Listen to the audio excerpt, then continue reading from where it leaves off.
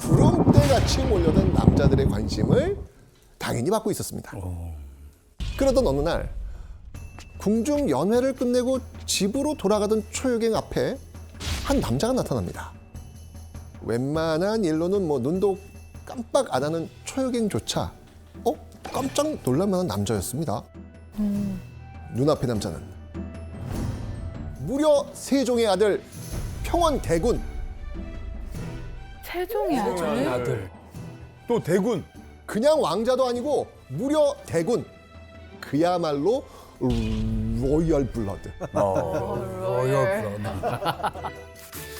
궁중 연회에 참석한 평원대군이 초요갱을 보고 한눈에 반하고는 내 첩이 되어주겠느냐 라고 고백한 겁니다. 만약 대군의 첩이 된다면 당시 조선의 기준으로는 인생 역전에 가까운 행운이었죠. 그렇죠. 엄청난 겁니다. 게다가 평원대군은 능력과 인품을 높게 평가받죠. 기계와 풍도가 호걸스럽고 준수하여 범상하지 아니하고 일찍이 존귀와 권세로 교만하지 않아서 사람들이 모두 사랑하고 공경하였다. 아, 인품이 좋았네. 아, 세종 아들 맞네요. 1등 신랑감?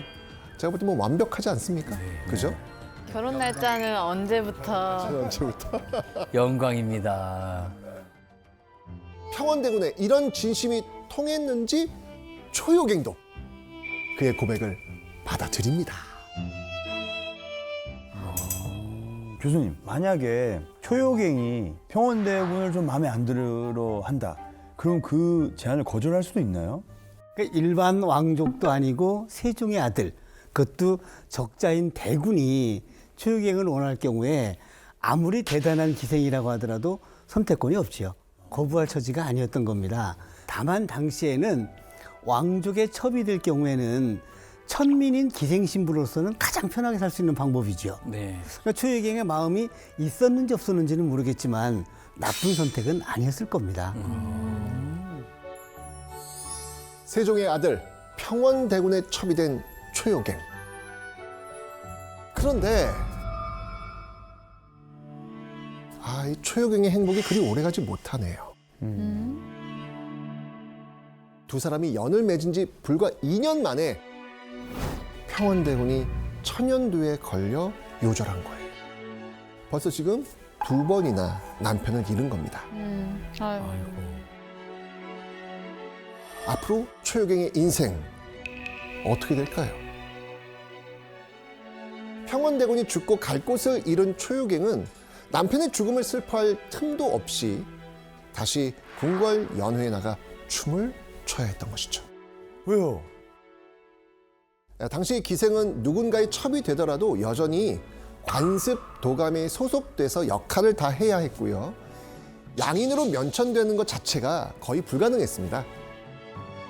이게 본인의 선택과 상관없이 자꾸 상황들이 만들어지는 게 안타깝기도 하고 좀 좀 많이 기구한 것 같아요, 초요갱이. 그죠? 그렇게 10년이 흐른 1455년 조선의 왕이 세종에서 문종을 거쳐 단종이 재위할 무렵 여전히 궁궐 연회에 서고 있던 초요갱. 그리고 또다시 이 초요갱의 춤 사위에 반한 엄청난 남자가 나타납니다. 누구야? 그런데 이 관계는요, 당시 왕이었던 단종에게까지 보고가 돼요. 왜 그러지? 단종과 어떤 연관이 돼 있는 사람인 것 같아요, 그러면. 그 남자의 정체는 평원대군에 이어 2번째 왕실 남자 화이군이었습니다. 초요갱의 전 남편 평원대군은 세종과 소원왕후 사이의 7번째 아들이에요.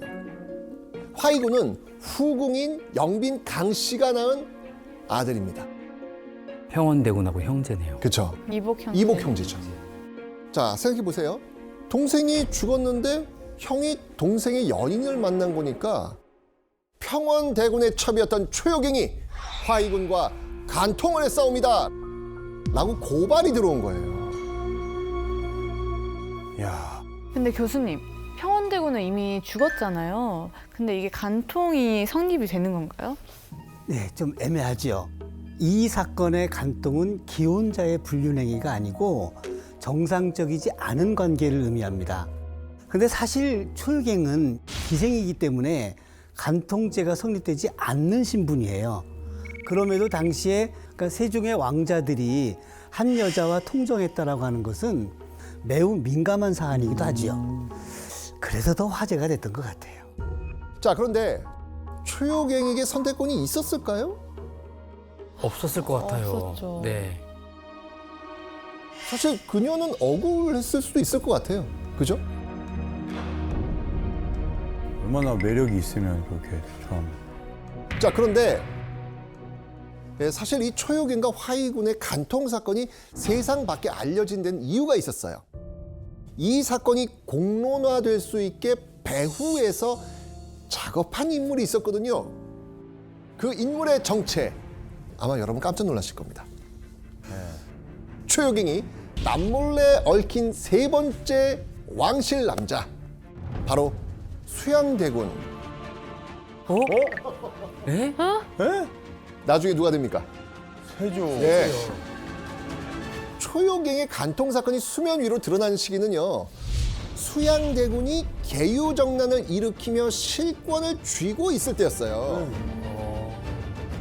이 당시 뭐 많지는 않았지만 수양대군의 정적들이 아직은 남아 있을 때였거든요. 그 정적 중에 수양대군의 형제 금성대군이 있었는데, 이 화이군이 바로 금성대군 쪽 사람이었던 거예요.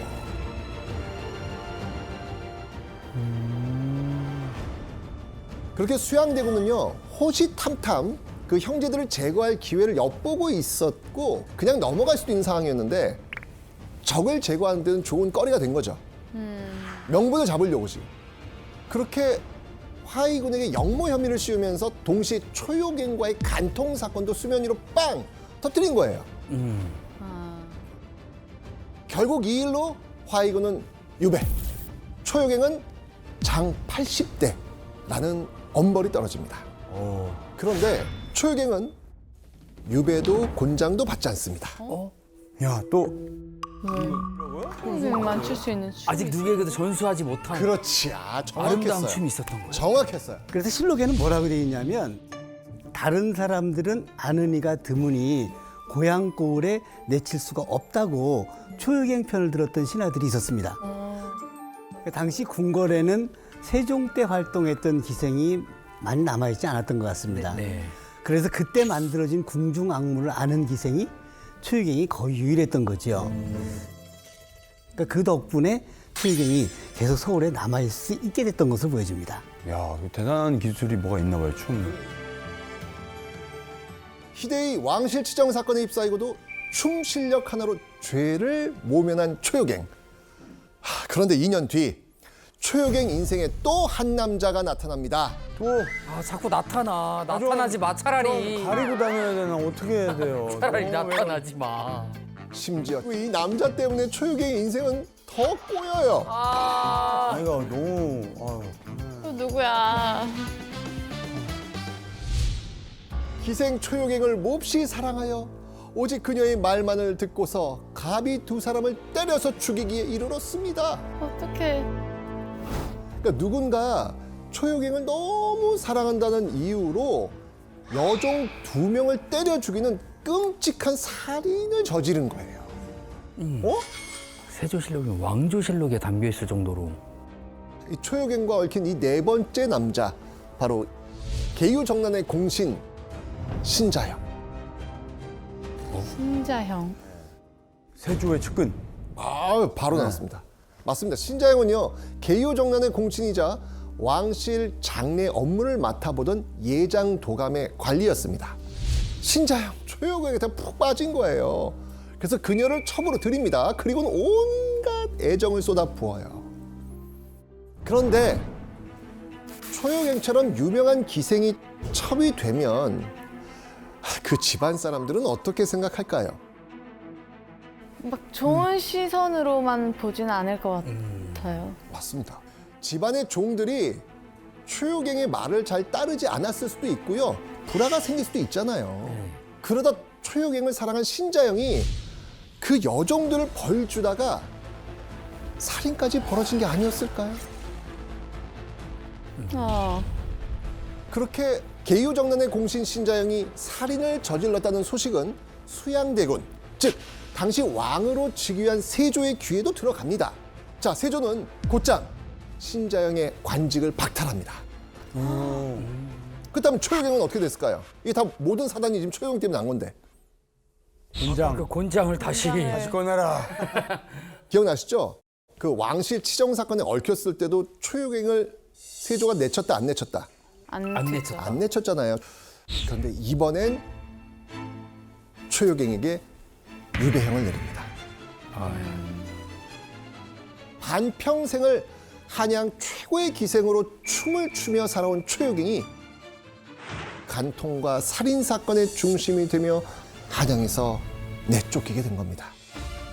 과연 아이고. 어디서 어떻게 지내고 있었을까요? 행복했으면 좋겠다. 초요갱이 한양으로 다시 돌아올 수 있었던 이유는 세조가 당시 즐겨하던 정치 방식에서 힌트를 얻을 수 있는데 도견 씨, 네. 세조 어떻게 했을 것 같아요? 세조가요? 네. 아, 세조는 왜 우리 그때 세조는 연애를 자주 즐겼어요. 그렇죠. 예, 예. 세조는 그 술이랑 연애를 엄청 많이 즐겨서 그렇죠. 신하들과 매일 그러면서 마음을 좀 얻고 그렇죠. 그 자리에 조선 최고의 춤을 추는 초요갱이 빠지면 안 된다. 그래서 데리고 왔나 본데요. 맞습니다. 세조는 궁중 악무를 완벽하게 구현하는 누가 필요했을까요? 초요갱. 초요갱이 꼭 필요했고요. 초요갱은 그렇게 다시 한양으로 돌아올 수 있게 된 겁니다. 진짜 위대한 춤이었나 보다. 그렇죠. 그런데 초요갱의 재능을 인정하고 죄까지 용서해준 세조가 치를 떨며 분노하는 사건이 일어나요. 아, 또 나타났어? 왜요? 불길해. 대체 무슨 일이 벌어진 건지 계양군 이증과 또 사통하였다. 어떡해. 계양군은 세종의 후궁 신빈 김씨가 낳은 세종의 아들이자 이번에도 또 세조의 형제예요. 계양군은 초요갱이 이복 형제인 평원대군의 첩이었고 심지어 치정 사건에 휘말린 전적이 있다는 걸 알면서도 초요갱에 대한 마음을 접지 못하는 거예요. 야, 꼭 어떡하겠어요, 여보. 사랑하는 게 죄는 아니잖아. 성을 잃어. 맞습니다. 세종의 왕자들이 3명이나 연달아서 지금 초요갱에게 푹 빠져버린 거예요. 근데 선택권이 없잖아요. 저 군 들어갔으면 권력이 있다는 건데 그러니까 선택권이 없는데. 그게 문제야 그 시대는. 그렇게 자신의 형제들이 줄줄이 초요갱과 엮여 왕실 스캔들을 일으키니까 세조가 몹시 분노한 거예요. 그리고 계양군을 따끔하게 혼내기 위해서 궁으로 불러들여요. 그죠. 초요갱과 사통한 게 사실이냐? 세조가 이렇게 호통을 치니까 절대 사실이 아닙니다! 라고 막 맹세하면서 울부짖어요. 계양군이 이렇게까지 부인하니까 정말 사실이 아닌가? 라고 해서 화가 좀 살짝 누그러졌을 겁니다. 네. 그런데 그런 계양군이 궁궐을 나오자마자 한 일이 있었습니다. 뭐였을까요? 계양군 네. 바로 찾아가요. 누굴요? 초요갱. 초요갱. 왜요? 내가 절대 아니라고 했더니 세조가 속았어. 더 조심하자. 더 조심해. 일단 한 달 동안 연락하지 말고 나중에 내가 연락하겠대. 계양군은 바로 이곳을 향합니다. 뭐지? 이증은 이날도 초요갱의 집에서 묵었다. 아, 이제 걸렸다. 전 이 정도까지 생각 안 했어요. 그렇죠. 한 달 동안 조심하자. 이럴 그렇죠, 줄 알았는데. 그렇죠. 야, 이거 신경 안 써. 아, 저도 사실 도피를 시키거나 그렇죠. 위험하니까 그랬을 것 같은데. 목숨 걸고 만나는 거예요. 그렇죠. 이제는 그러니까 세조에게 혼난 이후에도 몰래 초요갱의 집을 찾아갑니다. 이거 이봐. 근데 여러분들 영원한 비밀이 있겠어요, 없겠어요? 저 저 맞습니다. 이 만남은 다시 세조의 귀에 들어갑니다. 아, 거짓말이 더 큰 죄인데. 그렇다면 세조 과연 어떤 처분을 내렸을까요? 이번엔 유배 둘 다 유배를 보냈을 것 같아요. 유배. 아, 이거는 사약, 사약. 예. 세조는 계양군과 최효경에게 어떤 처벌도 내리지 않습니다. 왜요? 왜요? 이전과 똑같이 심각한 사건인 건 맞습니다. 그런데 계양군은 세조가 아끼는 동생이자 공신이었어요. 사실 직전에 초유경을 첩으로 들이고 살인 치정 사건까지 벌였던 신자영도 정난 공신이었기 때문에 관직을 삭탈했다가 얼마 뒤에 곧바로 복직시켜줍니다. 그러니까 세조가 자기 편에 섰던 사람들을 차마 내치지 못하고 봐준 거예요. 그러니까 초유경이 벌을 받지 않은 것도 세조가 초유경의 가치를 그만큼 높이 평가했기 때문인 것으로 보여져요.